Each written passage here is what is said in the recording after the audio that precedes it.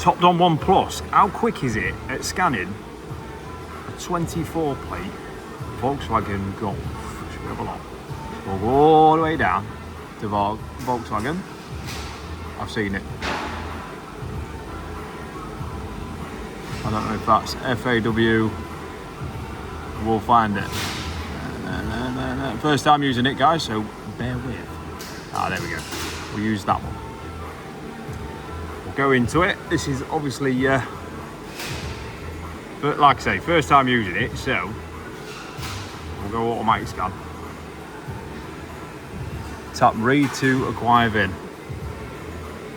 Ooh. Yeah, that'll do. Quick enough. Here's a Golf. We're in the UK. So it's an early 2025. Current, choose type. Yep, okay. We'll go DOIP. DOIP's quick. Let it do its thing. Let it do its thing. Auto scan.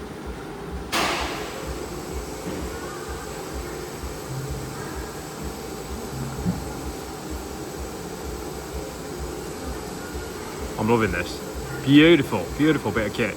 I've not tried any of the AI, literally I've just turned it on and it's had a few updates. So I've activated it, updated it. Thought I'd use it on a Golf.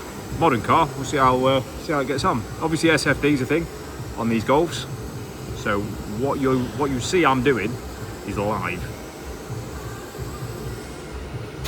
It's topology as well, guys. So you're gonna see that. Auto scan, there it is. It wouldn't be a Golf without a fault. It literally wouldn't. I mean, that's fairly quick, isn't it? Ooh, spicy. We can have a quick look, see what we got. Reductant level 2 low.